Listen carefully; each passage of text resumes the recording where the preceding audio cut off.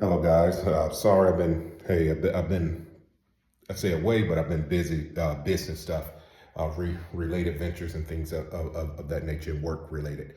So I've been away, but sorry about that. I know some of you have been pinging me. Uh, Most of the questions that I have gotten is around how to build side pressure. So today I'm gonna talk with you on how to build a side pressure, and hopefully under 5 minutes here. So, first of all, as an arm wrestler, you need to understand there are basically three forces at work, really four, because we don't use the negative. But you have you're talking side, you're acting side pressure.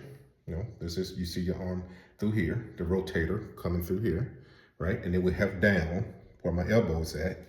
See, I'm pressing down, and then we have breakouts this direction here, right? Up here. And then there's the reverse side of my hand, which we use as well. Okay, that's the reverse on those real delts there. You kind of pull back. You do use that, but it's small. Let's say it's 5%. But if you had 100%, let's say you was well balanced, you may have, a third, or and then even 1% going to the back here. All right, so you need to understand this. Just know there's really three forces that we're using. Now the question is asking, how do we build side pressure to pin your opponent, right? Side pressure. There's pullers out there. Some can pull with a bent back wrist, very strong. There are some just grab and straight to the side that are there. And how do you build that? Okay, this is how you build it. There's science behind it. Sometimes we don't understand the science. Come from more from a science background, but there is basically, you heard the term isometrics, isotonic and isokinetic.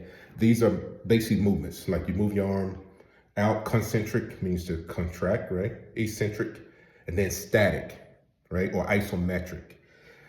Isometric is a true measure of your strength. Most don't know this. That's why when you, in a bench press contest, they pause you, because that will tell just how strong you are. The other ones are, you can take advantage of momentum and things of that nature. So that's why here, side pressure, back to the side pressure, we got three ways of lifting. We're saying for side pressure, one of these aspects or the areas we're gonna lift is with static holds, all right? Isometric, that means we're going to hold static and you're not gonna move. What that means is the muscle doesn't, you build the muscle by not moving.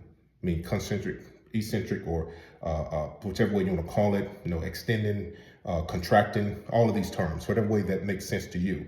But the point is you sit still. That's how you build side pressure. And then you say, okay, what exercises do I use to build side pressure? I'll give you three of them. Most of you may not have expensive equipment, but you can get pulleys, you can install even if you're in an apartment or something like that, you can put pulleys, you can go get garage pulleys, use those things like that. But I'm gonna show you one way is you definitely need these bands. I'm gonna reverse this if you can see, okay? And it's not allowing me to do that, but okay. But I'm gonna show you here. See these bands? These are really advanced. Pretty thick band, right?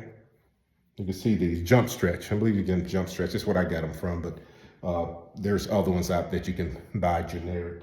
But you take these bands, grab it this way, and so you can see my arm in it, okay? And I'm gonna take this band and I'm gonna pull up against it and just hold. See, I got it at the bottom.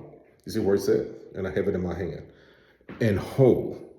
How long should you hold? This is going to be advanced. You would like to get up to a minute, but for the newbies, let's try 15 seconds. And you're straining, right? This is a max movement, but you're not moving.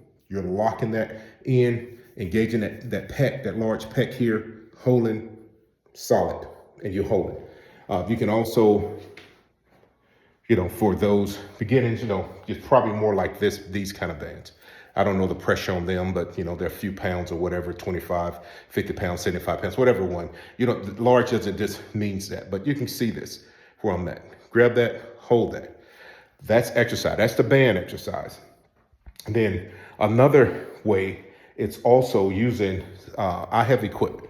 If you don't have this, you can use, you can go down into, I mean, even a push up in a static hold, thing of that nature. The point is to stay in the static aspect of your training. That's the whole point that I'm teaching you here. Same thing here. You see how I got this lat machine. I'm gonna go here, I'm gonna pull it. Usually I do, if I'm just lifting for weights, I'm going through the motion, right? I'm extending, contracting, back and forth, right? If not, I'm gonna bring this here and hold. Again, minute holds, you can see that, right? Here, I'm just holding it with my left hand. My camera tripod broke, so that's why I'm holding it. But you get the gist of it, right? You hold this here, hold, right? Do that, and you say, how many sets do you do? 5 sets. You do 1 minute holds. This is out there, and you go through and you're doing your regular lifts. So you are doing your regular lifts. Let's say you're doing bicep curls, whatever you may be doing, triceps, whatever, shoulders. That's fine. You can do that. Go ahead and do the full range of motion. But when you get to specifically to target arm wrestling for particular side pressure, you want to do these holds. I'm gonna show you another way as well. If you have some type of pulley or some type of weight stack, the same thing here. You bring this weight stack over, right? And you just hold that weight stack, right? Versus doing this or doing this. I'm telling you not to do that. And you eventually, what you want to do is you want to work your way up to a 85% weight max. Think about that for 1 minute. That's going to be tough for you. So for those who are new, just start off. Don't do a minute. Don't do 15 seconds. Then build your strength up. But measure this. And technically, as your isometric goes up, your full range of motion will move with that as well. Right? So that means when you go to do the positive and negative, we call them positive, negatives, whatever way you want to understand this. But the point is, static holds. In the same way, I give you a fourth one as well. You can do pull-ups, close grip pull-ups if you have very close grip handles like this. And I can't show here, but get very close together and pull up and almost have your body, your abs, your knees up to your abs and just hold up tight and don't come down, just hold in like this. Again, you see how close I am in here? The same way, just like that. That's the fourth one. So that should give you a start. And I'd be glad to hear from you, see how this worked for you. Again, as a way, if you got questions, send those in. I know I've been late uploading the videos. I didn't mean to start the channel to support video and educating those out there, but I'm getting so many emails coming in saying, hey, when are you going to post? When are you going to post? I like the way that you explain things. So hopefully this helped, guys. Again, side pressure, you want to build. We have 3 aspects of lifting. We got the positives, the negatives, the statics. The static is the aspect that we want to stay in and work in to build that side pressure. And again, you do have 3 forces, really 4, working on the arm. When you're doing arm wrestling, we have the down pressure. That's pressing down in the elbow. We don't want 100% there.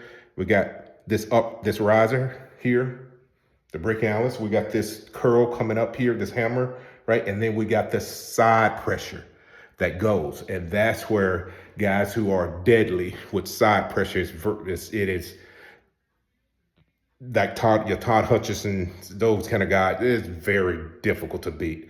It's hard to run from that side pressure. All right. Hopefully this helped you guys. All right. Get strong in there. Peace.